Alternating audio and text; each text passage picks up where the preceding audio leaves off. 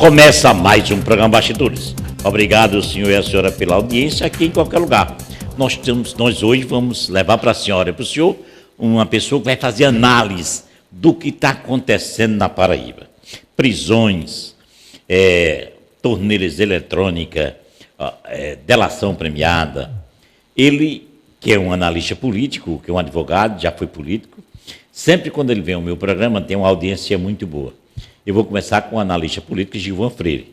Gilvan Freire vai fazer um parâmetro de tudo, um retrato de tudo que está acontecendo em João Pessoa e na Paraíba. E também sobre o Bolsonaro e a oposição.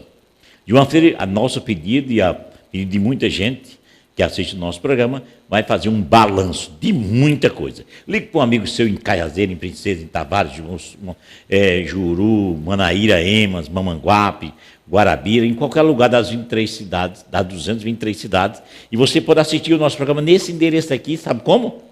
Não precisa ir para a televisão. Você vê no seu telefone celular a entrevista de Gilvan Freire. O analista político vai falar sobre tudo o que está acontecendo. Eleições municipais, eleições, esse movimento de domingo de Bolsonaro, tudo isso Gilvan Freire vai fazer uma análise para cada um. Um avanço rápido. Eleição da capital, eleição em Campinas, empates, tudo isso Gilvan Freire vai falar. Mas antes de Gilvan Freire, vamos aqui para os nosso giro de notícia. Você lembra que a semana passada a Justiça Federal embargou a obra que o prefeito João Pessoa está fazendo ali no Parque Sanhauá. Não é? Quando você vai para a rodoviária, ao lado direito ali é um mangue muito grande, onde a cidade de João Pessoa, pronto, aí, tudo isso aí ia ser um parque, vai ser um parque de primeiro mundo, onde as pessoas podem ficar à vontade. A Justiça Federal embargou a obra. Hoje, o prefeito de João Pessoa, seus assessores técnicos, engenheiro, foram uma reunião, uma audiência no Ministério Público. Olha quanta gente importante estava lá. O prefeito estava lá para explicar o novo projeto da obra. E agora tudo indica que vai sair a obra. O Ministério Público ia cuidar de mais coisas da roubalheira que continua no Brasil. Senhoras e senhores, o governador da Paraíba, João Azevedo, que até agora não se envolveu em política. Está aí, João Azevedo, nesse momento está em Brasília. O que é que o nosso governador João Azevedo vai fazer em Brasília? Ele foi dar encaminhamento a algumas verbas que tem lá em Brasília, destinadas à Paraíba, também falar em política, também participar com outros amigos, colegas dele, governador, de reunião em Brasília. Todo governador tem que ir de 15 que ir em Brasília para dar andamento dos projetos e liberação de verbas. Falando em política, João Azevedo não disse nada. Tem grupos aí que querem que o governador se junte ao prefeito de João Pessoa, Luciano Cartacho, os vereadores da base do governador, que agora estão no Cidadania, querem que o governador faça uma parceria com o prefeito de João Pessoa. Senhoras e senhores, notícia hoje de todos os lados da Justiça. O Ministério Público Federal, sediado em João Pessoa, pede ao Superior Tribunal de Justiça a prisão de novo, até perguntar a Gilvan se pode, para lá e para cá, vai para lá e para cá. Pede a prisão, que eles voltem para a prisão, os advogados Walter de Souza, Walter de Souza ele é médico, dentista.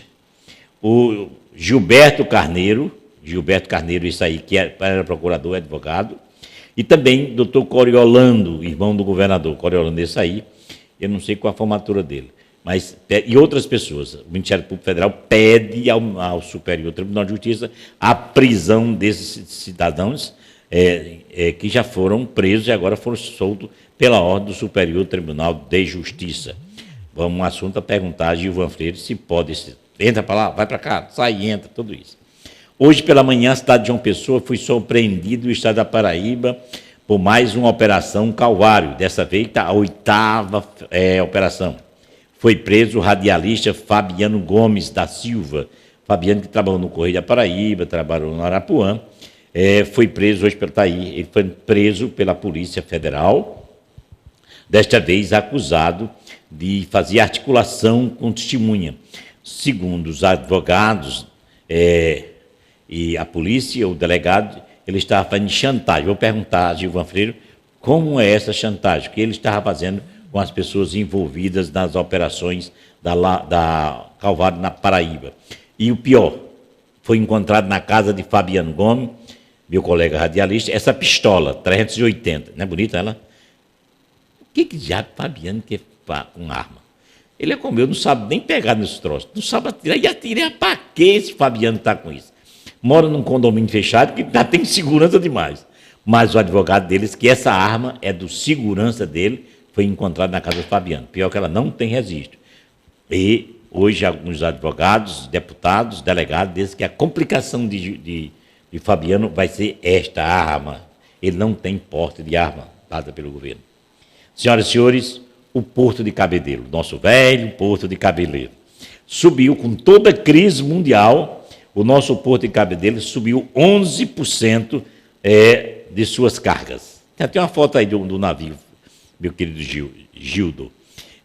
O Porto de Cabedelo teve um crescimento com todas as crises que arrastam o mundo todo, do coronavírus, teve 11% a mais no seu trabalho de carga e descarga no Porto, velho Porto de Cabedelo. Senhoras e senhores, se você quiser fazer uma pergunta, eu não atendo telefone, você pode mandar um zap, você tem meu telefone, manda um zap que eu faço a João Freire. E neste momento, o Supremo Tribunal Federal, César Rabelo mandou para mim, está sendo julgado o afastamento do prefeito eu acabei disso agora, de Petro de Souza, Lagoa Tapada, São José da Lagoa Tapada. Neste momento, está sendo julgado o afastamento ou não do prefeito de São José da Lagoa Tapada.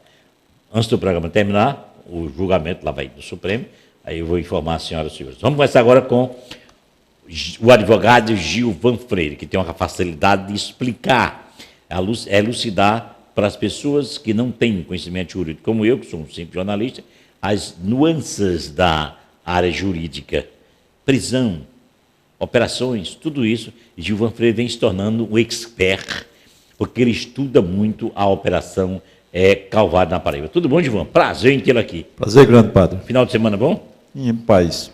E a diabetes, está melhor? Mais ou menos. Menos hoje que eu comi muito. Eu tomo tanto remédio que me dá que está atacando o fígado. Todo mundo, padre, coma isso, coma isso. Eu também ataco a diabetes, com melancia. Melancia, eu tive um trabalho, que eu vi um trabalho na internet, e de alguns médicos, duas coisas que matam diabetes. É melancia e manga. São as que tem mais... O que eu estou provando muito, estou comendo muito, porque manga, safra lá na minha granja, e melancia, porque eu gosto muito de melancia. Ela me dá uma sensação de conforto, que se não fosse para sofrer as represálias da diabetes, né, eu comeria com muita frequência. Eu gosto muito de melancia. Evite comer manga, manga e melancia são as... Mas não incluíram jaca, né, rapaz? Por isso que eu estou escapando. Hein? Também estou escapando com jaca.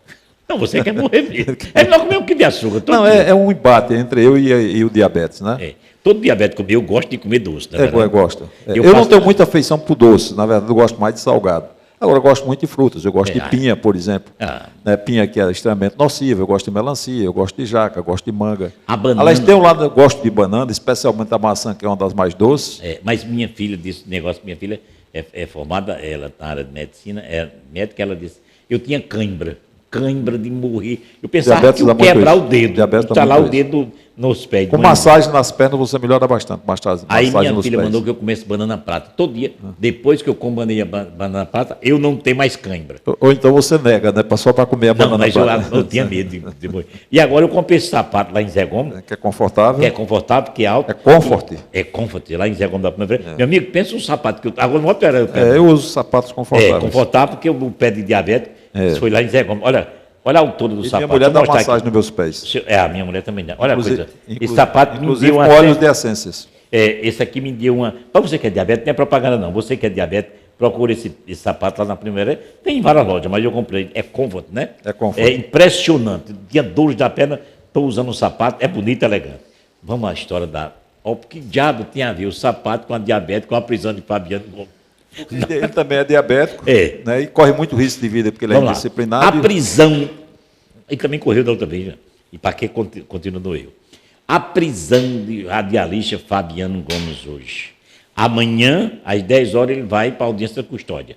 Mas o desembargador Luciano Vital, né? Ricardo Vital, mandou ele para o Roger, porque ele não tem formatura. Amanhã, às 10 horas, na sua opinião, ele vai para casa com a tornozeleira ou vai para o Roger? Não, eu acho que ele vai para o Roger. Tem até algumas razões que poderiam não deixar ele levar lá o Roger. Uma delas é o estado de saúde dele, que é muito grave. Ele tem doença agressiva, como a diabetes em elevado grau. Ele deve tomar mais ou menos 20 ou 30 medicamentos por dia.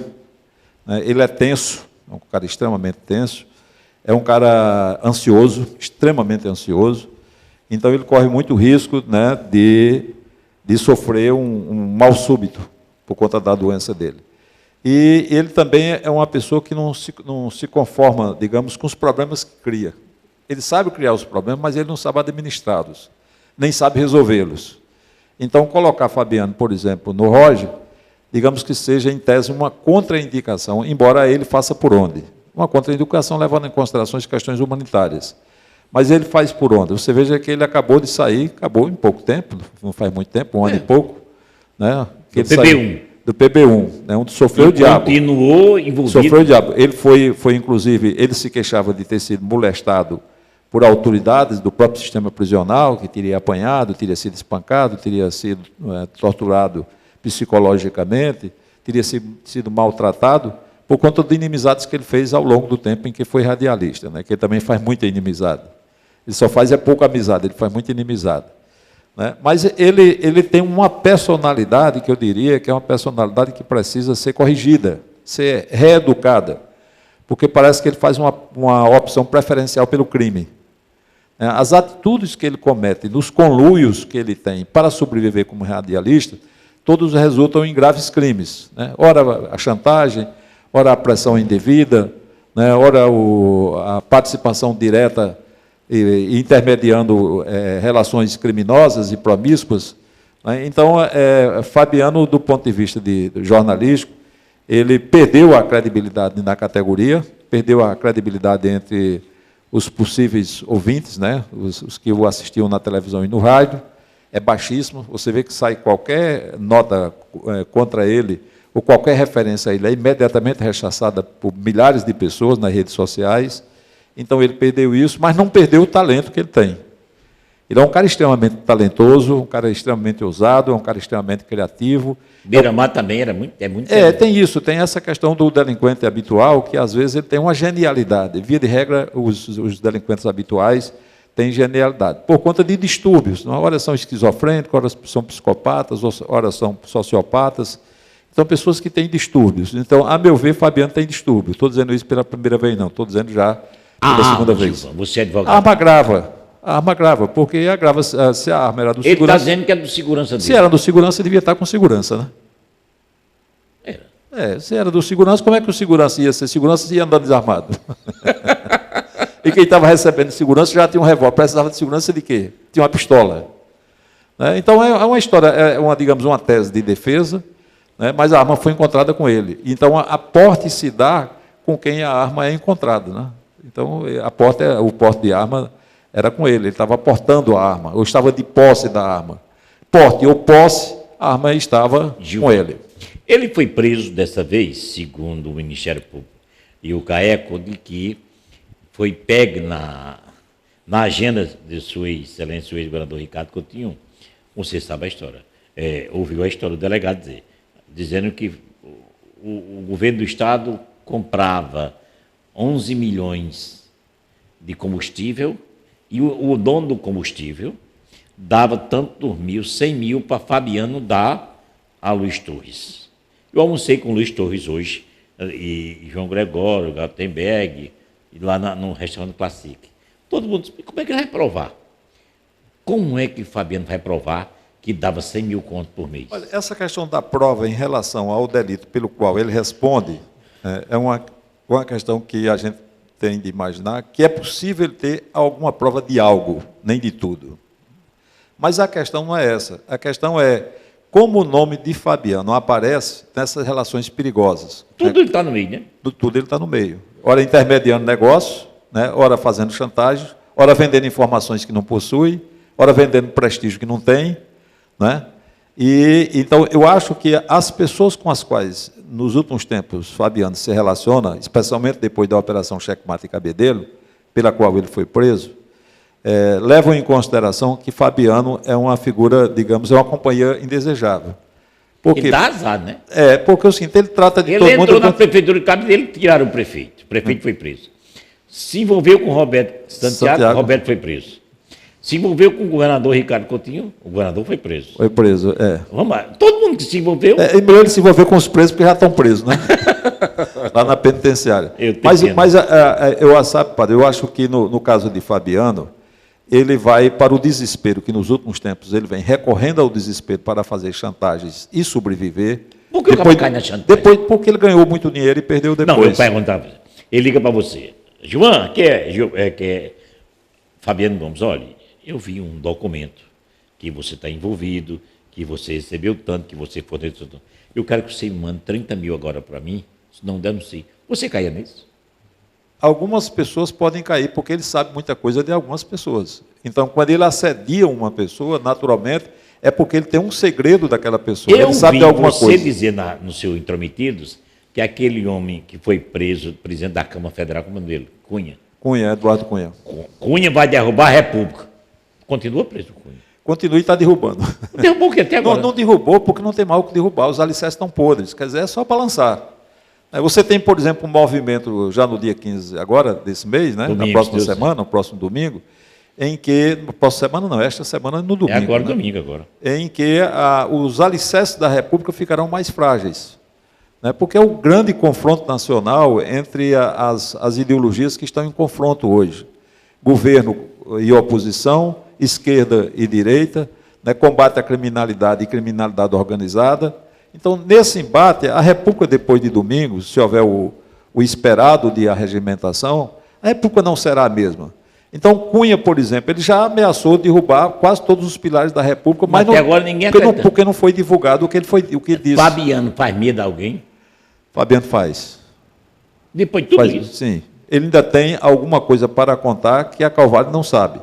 Agora, a palavra de Fabiano também não vai merecer, da parte das autoridades, muita credibilidade, a não ser que sejam fatos que se comprovem. Por quê? Porque ele é tido também como mentiroso, né? Ele é tido como levantador de falso, ele é tido como denunciador de denúncias cavilosas, né? De fazer sem prova, né? E de usar artifícios, digamos, fraudulentos.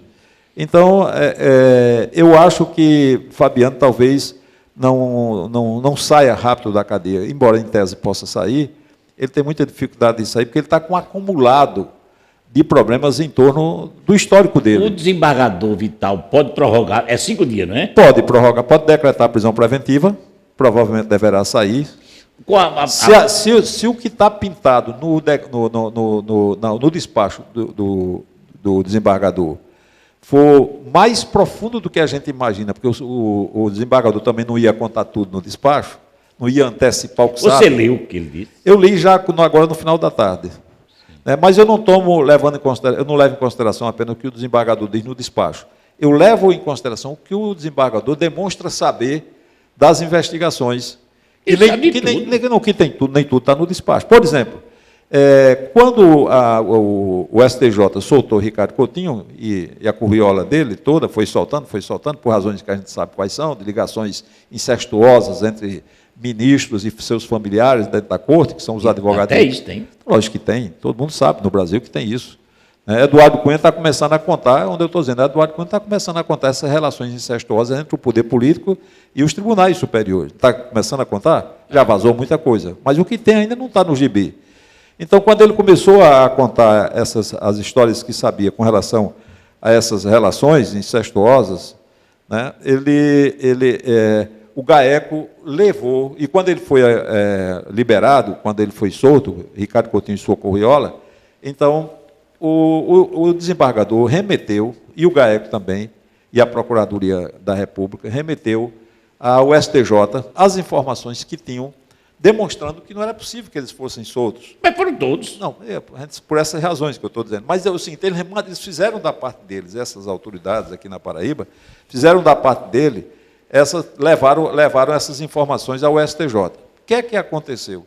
Eles levaram porque sabiam que eles estavam querendo soltar, e eles fizeram uma tentativa para que eles não fossem soltos, porque isso ameaçava as investigações e o andamento dos processos aqui na Paraíba. Bom, o STJ, que não queria saber nada disso, porque até a ministra que demonstrou que estava contrária à corrupção, né, foi a primeira que aderiu ao colega dela, né? E o presidente... Você me disse aqui que a ministra manteve o povo preso. Bom, tinha tudo para manter, porque ela tinha antecipado já a opinião dela. Em 2 ocasiões, ela antecipou a opinião dela. Ela não manteve a opinião dela. Como é que ela vai manter a opinião? Por que ela mudou? Ela mudou porque aquilo é uma corporação. Quer dizer, o Napoleão pertence à corporação dela. Não é a nossa, não. Pertence a dele. É lógico. E a dela, né? O presidente do tribunal é pai de advogados que atuam na causa. O ex-ministro, um dos mais conceituados ministros do STJ, que está aposentado, é advogado de Ricardo Coutinho. Então, é o seguinte, com essas pessoas todas influindo, ela vai acatar a opinião pública do Estado, que é um Estado pequeno da Federação, que não faz grande opinião pública nacional, ou ela vai aderir a essas pessoas com as quais ela se confabula, né, com as quais ela senta todo dia no tribunal. Tem laços de amizades pessoais. Laços de amizade. Aí vem essa política de parentela nas instituições, especialmente na judiciária, é podre, é imunda, é nojenta. Eles exercem influência, conquistam decisões que a gente não, que a expectativa popular, a expectativa da sociedade não admite que isso possa ser feito, especialmente em anos, em épocas de combate à improbidade e à corrupção. Carlos Candeia, nosso querido conterrâneo lá de Patos, de Quixaba. É meu convidado para comer sexta-feira um galo em Manaus das Cachorras. E é? Se ele não viajar para Bananeira. Não, né? Ele disse sexta-feira não trabalha. Então nós vamos antecipar o galo para ele está em casa assistindo nós dois, aí disse: estou aprendendo muito com os colegas médicos. Com a presença do espírito Carlos Candeia. A gente começou o programa falando em diabetes. Estou assistindo e aprendendo muito com os colegas. Carlos Candeia, um beijo de coração. Eu não sei como é que ele se explica, mas ele come muito da manga e da jaca que eu trago da E ele é diabético? Eu não sei se for, o problema é dele, não é meu, nem da jaca, nem da manga, né? Se lasca. Vamos aqui outra história. O Ministério Público Federal pediu hoje já... É reprisão? Mandar prender o povo de volta. Mandar buscar o povo de volta, tirar a tornozeleira e botar na cadeia. Pode fazer isso, o Ministério? Pode fazer muitas vezes. Essa ministra que deu, vai desmanchar o ato dela? Quem? Essa vai? Bom, isso não interessa. O interessa é que as provas vão se robustecendo, vão chegando lá mais robustecidas, mais conferidas, mais constatadas, né, mais comprovadas com outras provas. Vai para a mão da Vaz, com o nome dela? Vai. Da ministra Vaz? Em algum dos processos vai. Porque é o seguinte, no caso, essa nova ação que surgiu agora é uma ação que traz fatos novos. Como é que essas pessoas vão resistir a mais fatos novos, mais fatos novos, mais fatos novos? Você sabe que o governador do Rio de Janeiro, o ex-governador Sérgio Cabral, ele foi preso e solto durante 6 vezes. Agora já está com 285 anos de prisão.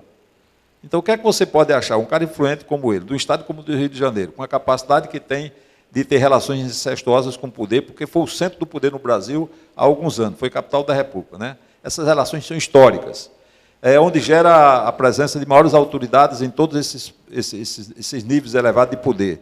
É o Rio de Janeiro que manda para lá muita gente. Né? Se amanhã o advogado de Fabiana pedir a essa ministra Vaz, Laurita Vaz, né? Laurita Vaz. Doutora ministra, olha, a senhora soltou todo mundo, está aí um pedido para soltar Fabiana. Acho que ela não vai. Não vai?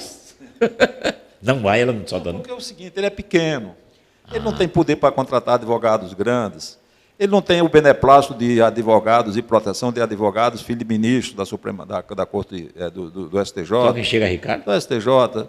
Chega quem tem muito dinheiro. Fabiana... Você sabe quanto é que pode custar, em média, assim, a grosso modo, uma defesa conjunta de todos os que estão sendo beneficiados pelo STJ nessas últimas decisões? A moça do conto está pedindo, o advogado dela exigiu 300 mil contos, é muito dinheiro. Ela está meio desorientada. É quanto? É porque parece que botaram uma tornozeleira no juiz dela, não foi na perna. Porque ela está fazendo muita bobagem. Quanto custa um advogado de... Não, o quanto custa essa operação de defesa dessas pessoas? É um pacote? Calvário? Pode ser um pacote, porque tem muitos que têm o que dizer. Se não forem assistidos, tem mais motivo para dizer, para contar a historinha. Quanto custa uma defesa dessa? Uma delação premiada. Não, uns 20 milhões de reais. Quanto? 20. Por baixo. É uma loteria, Gil. É uma loteria para nós que não temos. Precisamos de uma loteria. Para quem já tem uma loteria, para quem tinha uma loteria aqui. Porque a prisão de Fabiano hoje saiu por conta de uma loteria. O que era a loteria aqui? Era uma lavanderia. Você já pensou uma loteria vendendo prêmios populares, com todo mundo arrecadando? Bota aí as fotografias, Gil, por favor. Gilvan, me explique, como é a lavagem, você que é advogado, Foi político, como do dia a dia. E leia esses processos, essa delação. Como é a lavagem do dinheiro? Pronto, essa aí. Paraíba de prêmio. Dizem, Fabiano disse que. Fabiano sempre disse, ensinou que é de Coriolano, meu amigo. Como é a lavagem? Está comprovado que o Coriolano era o dono disso, né? E que Ricardo Coutinho atuava também com... Ele tinha tempo de fazer tudo. Tudo quanto dizia respeito e diz a arrecadação, eles estão envolvidos. Então é o seguinte, como é que se lava dinheiro? Por exemplo, farmácia no Brasil, hoje, por isso que tem uma proliferação imensa de grandes farmácias, de redes nacionais, né, é muito... Dizem que se você morar numa esquina e se passar 5 dias fora de casa, quando chegar tem uma farmácia. Uma farmácia na sua casa. Na sua casa. Se você então, morar numa esquina. Farmácia, como vende produto de massa, de grandes de massa de consumidores. É quase supermercado. Supermercado. Por exemplo, nas campanhas aqui em João Pessoa, inclusive na última campanha, supermercados financiaram muita gente. Porque tem dinheiro. Porque tinha dinheiro. Em espécie. Teve supermercado que ainda tem crédito para receber. Mas financiou porque não era, na verdade, era só trocar o dinheiro para chegar o dinheiro enquanto se arrumava a remessa para o supermercado. Empresas de ônibus, que tem arrecadação. A gasolina. Tem arrecadação, né? Hoje o juiz disse, o advogado disse que Fabiano pegava 100 mil reais, 100 mil, não era? 100 mil para dar um agente do governo. Não tem recibo, não tem nada isso? Não, isso era uma relação, digamos, de confiança e de código de honra entre os criminosos. Como ele vai provar? Bom, esse dinheiro deixa rastro. Dinheiro deixa rastro. Por exemplo, vai se provar em breve tempo para onde ia o maior volume dos recursos arrecadados por Ricardo Coutinho no propinoduto para ele próprio. Quer dizer, dinheiro destinado a ele próprio, não às campanhas. As campanhas também, muitas já estão sendo contadas. Mas os recursos destinados a ele próprio, né, como patrimônio privado, de origem suja. Né? Então, agora você imagina essa questão, por exemplo, de arrecadação. Você quer uma arrecadação maior do Estado da Paraíba do que uma empresa dessa que explora, digamos... combustível. Não, esse do bingo aí do... Paraíba de prêmio, né? Paraíba de prêmio. Então, assim, todo mundo arrecadando, lava dinheiro rápido, rapaz. Lava dinheiro rápido. Quantas pessoas você acha que podem estar comprando esses bilhetes? Há muita gente. 10, 20 mil pessoas, 50 mil pessoas. É um desfile de carro todo final de semana de João Pessoa. E então, quantas pessoas contribuem? Então, era um elemento ótimo para lavar dinheiro, né? E o objetivo, o que o GAECO está dizendo... E o que o desembargador está dizendo é que essa era uma das lavanderias. Uma das lavanderias. O GAECO tem prova? Tem muitas provas. O GAECO tem talvez 10 vezes mais provas do que as que a gente já conhece hoje. 10 vezes mais? 10 vezes mais. Quer dizer, ele teria em torno de 10% das provas que a gente conhece. O GAECO, a gente só conhece 10% das provas que o GAECO tem. Então, mais ou menos isso, pode ser até um pouco menos. O GAECO já tem muitas provas acumuladas, está checando uma enormidade de provas, né, e está soltando agora por essa linha. Quando você pega, por exemplo, a LOTEP, não é de assustar a LOTEP, mas é um ponto frágil. É porque a LOTEP é quem autoriza os... Você começou a descobrir a rede, né? Como é que funcionava a rede. Você começou a descobrir qual era o ralo, para onde o dinheiro era drenado pelo ralo, né, pelos esgotos, né? LOTEP é um. Mas quando você chegar nos escândalos maiúsculos, do ponto de vista operacional, como CAGEPA, como DER, como Suplan, isso vai aparecer como DETRAN, né? Isso tudo vai aparecer? Vai aparecer, como SINEP. Então, quando você chegar a esses órgãos, você vai ter volume. Os volumes onde os operadores atuavam na obtenção dos maiores recursos para a campanha, em Caixa 2, né? E para a propina às autoridades, onde eles dividiam, né? Se bem que no estado da Paraíba, no caso específico, saúde e educação são as áreas que foram mais exploradas, porque elas têm mais recursos orçamentários, elas têm garantias de um certo teto de investimentos. Por exemplo, a saúde tem garantia constitucional que você não pode aplicar menos do que a Constituição prevê. A educação tem um recurso... 25%. 25%. Né? Então, é o seguinte, são recursos enormes, e são recursos que tem do governo... E o Tribunal de Contas não via nada disso? O tribunal está começando a ver agora, é porque botaram os óculos. Botaram óculos no tribunal. O tribunal nunca viu nada, o tribunal político não serve para nada. Tribunal político serve para proteger, para receber emprego, para trocar benefícios, trocar favores de ordem pessoal e familiar. É para isso que serve. Senhoras e senhores, estamos conversando com Gilvan Freire. Eu quero me aproximar da senhora e do senhor para fazer um convite que sempre eu faço a vocês. Tem um produto 100% paraibano, que é a granola do Café Sombrais.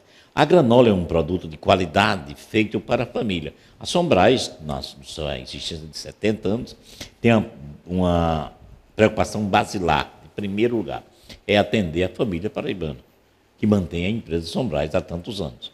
E ela fez um produto que está vendendo no Norte e Nordeste, em algumas cidades do Sul, é a granola. Veja por que esse produto ganha tanto prêmio de qualidade. Veja o que é a granola. Pra mim, granola só da Sombrais, feita com cereais selecionados como flocos de milho, de aveia e arroz, além de super recomendados para alimentação, fica uma delícia com castanhas, passas e muitos outros ingredientes nutritivos. Aqui em casa, ninguém resiste. A Paulinha adora com iogurte. O Rafa mistura com tudo para dar aquela energia pro treino. E o João não perde tempo. Granola Sombrais, vai bem com você sempre.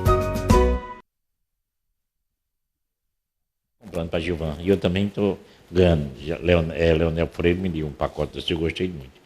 Gilvan, vamos agora... Porque ele também é da dinastia Freire, né? Leonel, aí eu compro homenagem à dinastia, né? Ele da dinastia rica e eu da dinastia pobre, Freire, né?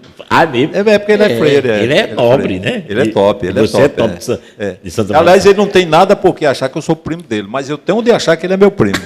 Ele é importante, ele é rico, né? Ele é um amigo, eu sou muito grato a Leonel. Uma figura extraordinária, né? Ele tem sido um irmão para mim. Eu sou mais velho que ele, mas tenho um carinho por ele especial. Mas vamos voltar à política. O senador Zé Maranhão me convidou para sexta-feira, às 9 horas, antes de comer o galo lá na sua casa, ir para assinatura de filiação de Nilvan Ferreira, lá no PMDB, 9 horas da manhã. Isso. Mas eu estava num casamento sexta-feira, que também Cícero Lucena podia se filiar ao MDB, porque Rui Carneiro não dá espaço a Cícero Lucena. Como você que vê a coisa diferente dos outros? Mas pode ser. Olha, isso. monsenhor, deixa eu te dizer uma coisa. A gente tem de medir a política para onde ela vai e não para onde ela é hoje, né? A gente tem de avaliar a capacidade da política de mudar de rumos, né? Mudar de caminhos, né? De ter derivações mais tarde, né? Ter a reaproximação entre candidatos que aparentemente são de oposição e que eles podem se entender em razão de uma conveniência qualquer. Então, a gente tem de avaliar o que é convergente e o que é divergente. Então, você tem adversários históricos. Por exemplo, Cássio Cunha Lima, em certo tempo, não se entendia com Maranhão em hipótese nenhuma. Não é hoje verdade? São irmãos. Hoje são bem entendidos. Ele é como pai para Cássio. Conversa bem, ele gosta de Cássio hoje. Ele quer muito bem a Cássio. E vice-versa. Né? Então, você veja, Ricardo Coutinho já foi inimigo, já foi aliado de Maranhão e se transformou em inimigo, como já foi aliado de Cássio e se transformou em inimigo. Então, uma relação, por exemplo, de aproximação entre Maranhão e Ricardo Coutinho, a gente viu andando um pouco nas eleições passadas. Mas hoje está muito distante. Aí voltou a ser ruim, porque, na verdade, Maranhão foi enganado. Disseram a Maranhão que se João Azevedo não desse certo naquela época, ele que seria o candidato alternativo de Ricardo Coutinho. Ricardo Coutinho, no entanto, usou Maranhão com passando através de como se diziam os antigos, estafetas, aquele cara que entregava a carta no correio antigamente, né? Então, passando através de uns intermediários, Ricardo Coutinho usou Zé Maranhão para dividir a oposição. Lógico. Né? Lançou ele candidato a governador. Quando dividiu a oposição, Maranhão não votava em jeito nenhum, nem em Lucélio, né? Nem em Luciano. Quando houve isso, então Maranhão se sentiu traído por Ricardo, mas já tinha dividido, já estava distante, e continuou disputando a eleição em condição desigual. Lembre-se, só para citar um caso, que são inúmeros, Patos, por exemplo, Maranhão recebeu o apoio de 12 vereadores em Patos, logo quando deu partida. Depois, Ricardo Coutinho foi lá, tirou os 12 num dia. Maranhão ficou sem nenhum, não é verdade? Então, Maranhão sentiu que tinha sido usado e que não tinha mais jeito, continuou na campanha com a candidatura. Mas ele sacrificou-se porque acreditou que podia ser, segundo os interlocutores que viviam da Casa de Maranhão para a Granja, né, são algumas figuras que você conhece, essas figuras, elas juravam que o candidato ia ser Zé Maranhão. Que João não decolava. O João não decolava e tal. Aí Ricardo começou a turbinar João, porque Maranhão demonstrou crescimento no princípio, lembra disso, né? Foi, demonstrou crescimento. Muito. Inclusive, nessa época, recebeu o apoio de vereadores, de vice-prefeito, etc., de muitas autoridades. Então, é o seguinte, essas pessoas passaram a voltar a ser divergentes, porque se sentiram traídas, como é o caso de Maranhão com Ricardo Coutinho. Então, Maranhão passou a ter pavor Ricardo Coutinho, porque foi enganado por ele, embora tenha mais idade e mais experiência. Decola. Quem? Nilvan.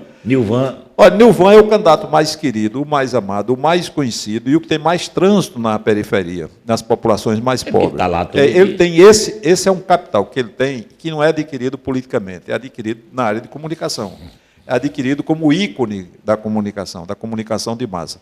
Se isso se converte em patrimônio político eleitoral, são outros 500, porque a gente também já viu que muitos não, antigamente, decolaram. Quer dizer, em outros tempos não decolaram. Você citar só o seu amigo Luiz Otávio, né? Que foi o maior ícone de comunicação de massa no estado da Paraíba 20 anos atrás, né? 25 anos atrás. Então você lembra disso. Luiz Otávio. Olha aí, Nilvan vai sexta-feira, 9 horas, ao convite de Maranhão. Nilvan tem partida. O candidato ele está na frente das pesquisas hoje, está bem na pesquisa. Tem de saber o que é que o eleitor tem um partido.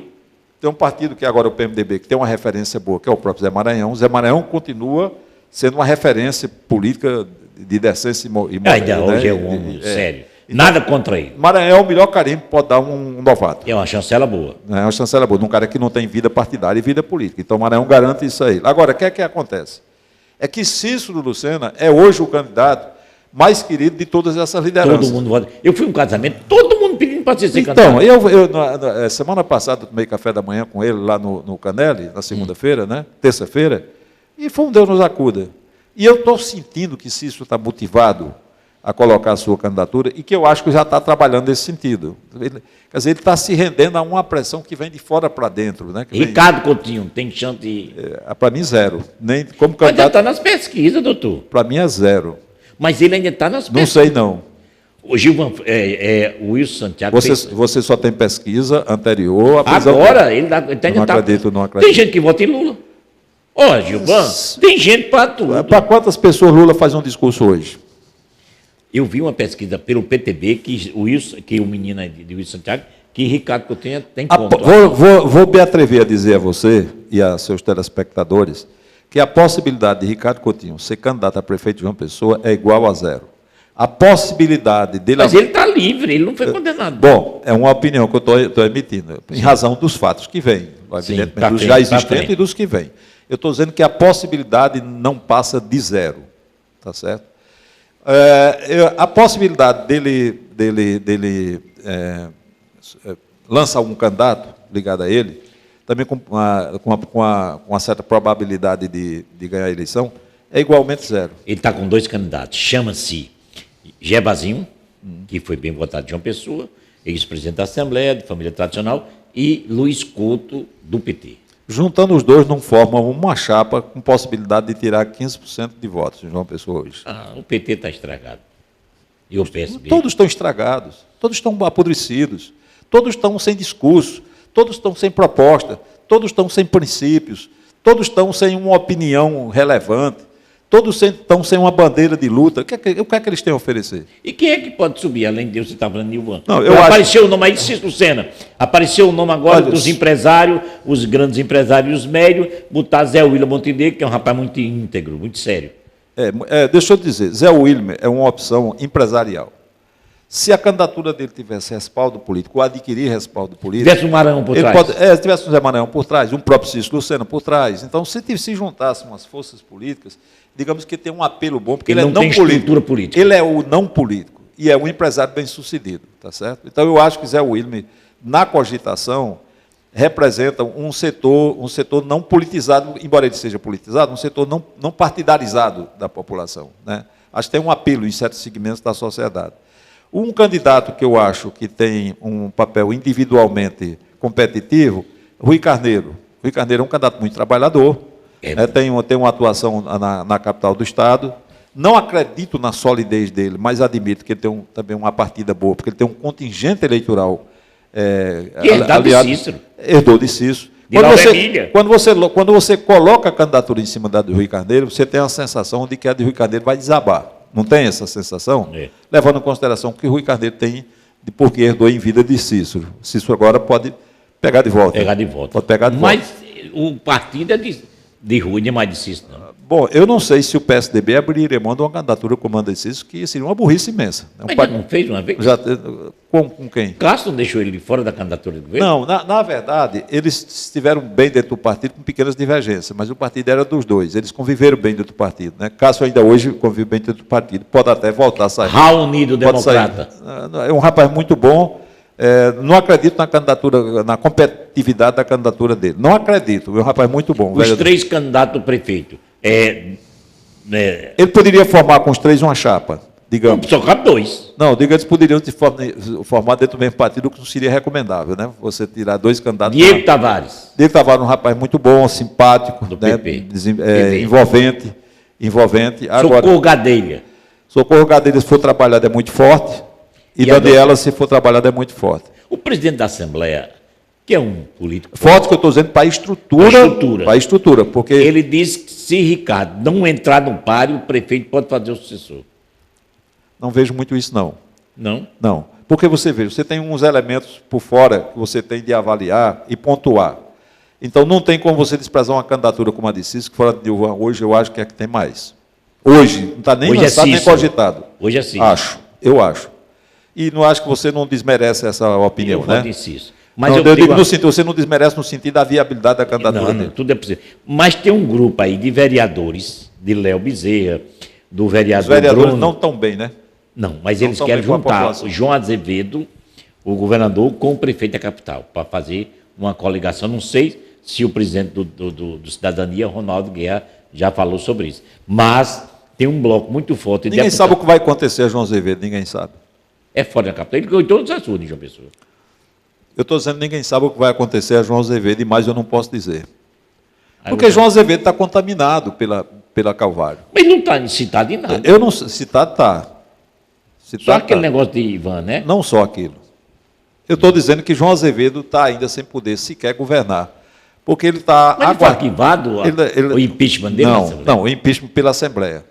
Ele não tinha controle da Assembleia, ele não tinha maioria na Assembleia, ele não tinha sequer 15 deputados na Assembleia. Então, ele fez uma ação de última hora aí e conseguiu arregimentar, contando com o apoio do presidente da Assembleia, que é o grande líder lá da Assembleia Legislativa, contando com o apoio dele, ele conseguiu, uma sobrevivência até que venham fatos que possam tirar do governo. O rapaz que está preso, Fabiano Gomes, disse que o gênio, que você sabe que isso é inteligente, disse que foi você que fez aquele impeachment. Isso é uma sandice de Fabiano, né? Fabiano chegou a telefonar para mim dizendo que era da Cruzoé. De quê? Da Cruzoé, aquela revista do antagonista. Sim. Dizendo que era um jornalista. No telefone tinha a marca da Cruzoé. E ele dizendo, Gilvan, me diga uma coisa, como é esse negócio do impeachment do governador aí, me explique tudo, querendo tirar a serviço como se eu fosse passar segredo, se eventualmente eu soubesse. Aí ele ligou para você? Ele fez isso comigo, fez com o Rui Dantas, fez com alguém da Cabo Branco, né? Fez com outras pessoas, né? Mas por que ele alegou que está sendo você? E você, com marginal, você pode fazer o quê? O cara liga para você e diz, olha, aquele é Sabino do antagonista. Sabino é o maior jornalista brasileiro, né? Que está no Antagonista e na Cruzoé, que é a revista dos antagonistas. Aí eu sei que ele é importante. Aí ele disse, olha, João, eu queria conhecer você, desde a época que você foi presidente da Assembleia, eu trabalhava no Cruzeiro, na Veja, não sei aonde, e eu queria conversar com você sobre esse impeachment. Como é esse negócio de mim? Vai ter mesmo impeachment do governador? Isso na véspera de apresentar o requerimento. Aí eu disse, olha, suponho que vai ser apresentado um requerimento com 12 ou 15 assinaturas. De fato, foi apresentado no dia seguinte com 15, né? Foi. Mas era Fabiano se passando pelo jornalista numa fraude. E tu não conhece isso? Não, as providências estão sendo tomadas. Por exemplo, você é advogado. Ele fez com a gente. Uma atitude dessa de Fabiano contra você, que é ser amigo, você defendeu ele muitas vezes aqui. Muitas vezes. Como eu acabei de dizer, falando sobre o talento dele, né? Perdi até o ano para dizer que ele é talentoso, mas ainda digo, porque de fato ele é precoce. Ele é um gênio, mas um gênio do mal, né? Ele pode pegar um processo de falsificação ideológica? Pode. É ideológica ou o quê? Falsidade. É um crime de falso e uma série de fraudes correlatas. Né? Vamos voltar à história. E também o objetivo é obter uma vantagem indevida, que é uma informação, né, privilegiada que você pudesse ter. Então, ele usa o nome de terceira pessoa. Para tirar Fabiano. Vai bem. Para tirar Fabiano só da notícia aqui, porque a da cadeia não está fácil. Não, Fabiano está preso hoje na Polícia Federal. Sim. Amanhã vai para 10 horas para o fórum para fazer a custódia, né, a audiência de custódia, e vai para o Roja, a pedido do desembargador Vital. Se as denúncias contra ele não tiverem muita gravidade, ele pode eventualmente até ser solto. Eu suponho que tem muita coisa, porque essa questão da chantagem estava batendo na própria Calvário. Porque ele chegou a usar um delegado de Polícia Federal, né, e passou informações, vendeu informações, dizendo que tinha obtido, através de um delegado de Polícia Federal, de investigações feitas pelo GAECO e pela Polícia Federal. Sim. Sim. Então ele é um gênio. É um gênio. Ele pode sofrer pena. Agora, a lamparina do gênio está entre quatro paredes, né? Mas, enfim, quer dizer, ele se transformou num cara insaciável na busca de vender informações e de vender prestígio, né? E como ele perdeu muito espaço, você sabe que ele tinha uma empresa, né? A empresa perdeu muito dinheiro, endividou-se, as pessoas se sentiram lesadas por ele, se afastaram, jornalistas saíram da empresa dele, né? Eu até achava, alguns anos atrás, que ele ia ser um cara tão poderoso que ele podia, em certo tempo, comprar uma empresa como o Correio da Paraíba. Eu imaginava, uma empresa do tamanho do Correio da Paraíba. Por que dinheiro? Não, porque ele tinha capacidade de fabricar recursos, né, com o talento dele, que ele é muito talentoso. Né? Você veja que um cara sofreu o que ele sofreu e estava montando um programa de âmbito nacional. É só na cabeça dele, não era, não. Aquilo era fictício. Como diz o presidente da República, fake news. Pois mas tinha capacidade de engendrar isso. Agora, eu achava que depois da checkmate, ele ia realinhar a vida dele, reeducar-se pessoalmente, né, para retomar o prestígio jornalístico dele. Eu achava que era possível, com talento, ele recuperar. Mas ele encontrou uma barreira na opinião pública, começou a julgá-lo, de salafrário, de bandido, de cretino, né, tudo nas redes sociais. Mas, enfim, no caso de Fabiano, eu tenho mais a lamentar do que a censurar. No caso das outras autoridades, não, porque essas pessoas têm capacidade de discernimento, têm responsabilidade pública. Ele pode delatar? Pode e certamente vai. O povo que ajudou ele, Ricardo, ele era o operador de Ricardo. Então, ele tem o que dizer, não tem? Mais do que nós dois. Nós não fizemos nada. Então. Ele, por exemplo, sacaneou um homem como João Gregório, que deu tudo a ele. Luiz Torres, que era Luiz Torres abriu portas para ele, na dificuldade depois que ele saiu. Ele chamava Nonato Bandeira de pai velho. Mas ele tinha uma boa relação com o Nonato agora. Ele estava prestando serviço a Nonato agora. Estava já? Serviços especiais, estava. O que é serviços especiais? Especiais era o governo nessa dificuldade todinha e ele... E ele tinha palavra para falar? Não, tinha. Ele estava montando... João não gostava dele. Ele estava nos programas dele, ele estava articulando, e até onde me disseram, ele estava conversando diretamente com João Azevedo e Nonato. João não gostava dele. João não gostava dele, mas João tinha medo, porque João é um sujeito, não estou dizendo medo, porque moralmente ele devesse ter medo.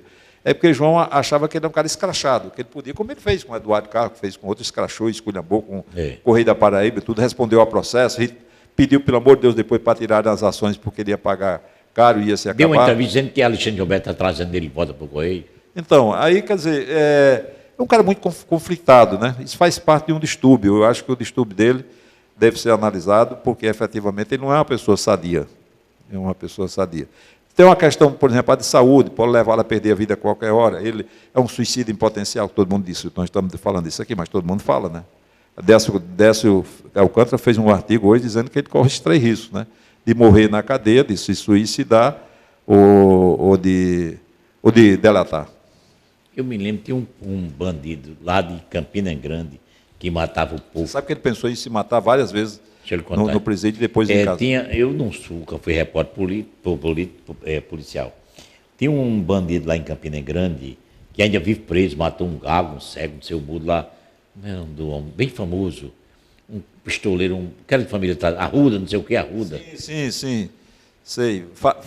Você sabe o que eu estou falando? Sei, o filho de Zé Arruda, advogado. Zé Arruda, advogado. Esse cara tem diabetes, depressão e continua vivo, e nunca saiu da cadeia.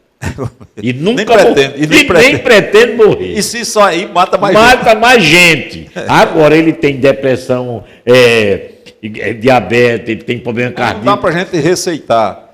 Esse tratamento na Fabiano não dá, não. Dá não? Não. Fabiano vai tentar destruir mais alguém? Eu acho que não resta a ele. Eu estou vendendo a fatura pelo que Décio mostrou hoje no artigo dele. Décio disse que só tinha essas 3 coisas acontecer. Ou ele se suicidar, ou morrer por um fator de doença, de agravamento de doença, ou então de fazer uma delação. Ele é possível novo, pensar ele até nos 3. 34 anos, 35 anos. É muito novo e precoce. Muito precoce. Extremamente ousado. Ele tem uma criatividade. É perspicaz. Ele tem um poder de convencimento impressionante. Ele tem um poder... Você vê que agora ele estava ainda ajudando a Nonato Bandeira e é o próprio João Azevedo. Estava nos bastidores, estava. João não chega a ele, não. Estava nos bastidores. João não gosta dele. Estava. Ele foi muito cruel. Ricardo também não gostava dele, em princípio, você sabe que ele era cassista. Era. Depois conquistou ele. E passou a ter intimidade com o Ricardo, fazer negócio com o Ricardo, arrecadar dinheiro. É assim, amigo. Quando o cara precisa, o cara vai buscar. Eu me lembro que uma vez no governo de Ronaldo, no governo de Cássio, numa crise grande aí precisava-se chamar uma pessoa para dentro do governo, que era uma pessoa influente, estava fora. E Cássio e Ronaldo não gostavam dessa pessoa. Então, aí me consultaram, que eu era consultado toda hora, porque eu era líder do governo, né? Diga uma coisa, o que é que você acha da gente chamar fulano para vir para o governo? Aí eu disse, isso a gente está precisando de Satanás, agora a hora é essa.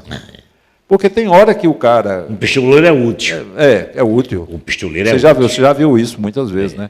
Então o cara que tem grande capacidade de fazer mal, o cara que faz chantagem, o cara que faz boatos... Por exemplo, Fabiano é especialista em difundir boatos, né? Ele tinha essa questão de difundir boatos.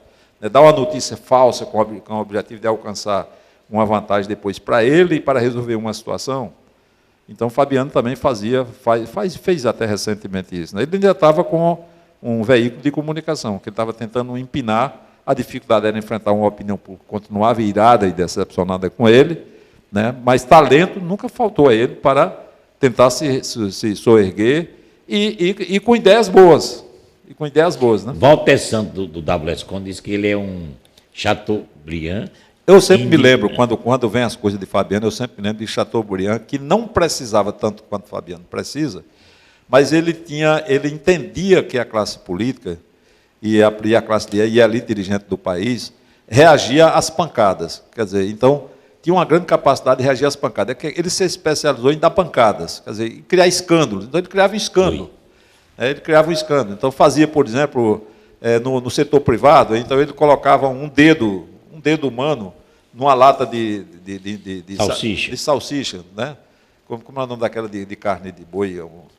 Mortadela, né? A mortadela daquela, colocava, então dava um escândalo nacional, derrubava o fabricante, matava o produto, né? Matava o produto. E aí ele ia lá e chantageava para explicar que foi um erro. Então, Assis Chateaubriand foi o rei da malandragem no Brasil, né? Foi o rei da chantagem no Brasil no tempo dele. E fez um império. Então, tinha tudo para Fabiano entender que pela via adotada por Assis Chateaubriand, que foi também paraibano, né, que era também paraibano, que ele podia fazer as mesmas coisas. Só que ele não tinha nem a genialidade, nem as relações que Chateaubriand tinha, que era na República. Rui Barroso, meu colega lá da PEI, disse, está ali vendo? Eu garanto que as vítimas de Ataliba Barroso adorariam. Ataliba Barroso. O Rui Barroso, eu assistindo você, está falando que também tinha tudo isso, e ainda está vivo. Ataliba é um cara extremamente valente, enfrentador, frio, né, que não tem medo de nada. Mas, né? O pai também enveredou pela área da criminalidade e depois perdeu a juventude, perdeu também a maturidade. Já está, eu acho que velho, né? Deve estar com 60 e poucos anos já, né? Mas foi o cara mais temido que a Paraíba deu no sistema prisional. Está falando aqui, o nome do cara é... Pode perguntar ao Gilvan se acha que Ricardo... É uma palavra muito forte, ladrão, não. Ele pergunta, ele como advogado, acha que Ricardo Coutinho invade o júri popular? Quem está perguntando é Raimundo Sampaio, seu ouvinte. Essa questão de júri popular seria o caso de se provar que ele está por trás de um homicídio, né? Como, por exemplo, o caso de Bruno Ernesto, que há muita especulação a respeito disso, né, que ele seria o autor intelectual da morte de Bruno Ernesto, né, ele e Coriolano. Coriolano teria até, segundo essas versões, teria participado até da cena do crime, né, teria estado presente de Bruno Ernesto. Tem então, isso? Bruno Ernesto. Isso já morreu, não? Sim, o juiz não tirou ele? Hein? Não tiraram o governador? Não tiraram, não. Aliás, é o seguinte, investigaram sobre a participação de Ricardo no processo. Mas isso nem foi excluído, nem foi encerrado, e o processo continua em andamento. Ele não vai a júri popular? Não, somente no caso de homicídio ele poderia ir a júri popular, né? Ele vai responder por essas questões da improbidade, né, do propinoduto. Então, disso aí ele não escapa, porque é réu confesso na medida em que a voz dele está em todas as gravações, né? E os fatos estão contados apurados e comprovados. Então, pergunta a Gilvan, com todas essas gravações que ele está dizendo aí, mas Gilvan pergunta a Gilvan se tudo isso a justiça tirou ele da cadeia. Quem está correto? Bom, você, ele está dizendo você, Gilvan, ou a justiça? O que eu quero dizer é o seguinte, ninguém será preso preventivamente, a não ser que haja indício suficiente de que participou da autoria de um crime. Ou como autor, ou como coautor de um crime. Então, Ricardo não foi preso porque ele está só mencionado. Ricardo foi preso porque ficou comprovado que ele é o chefe da organização criminosa.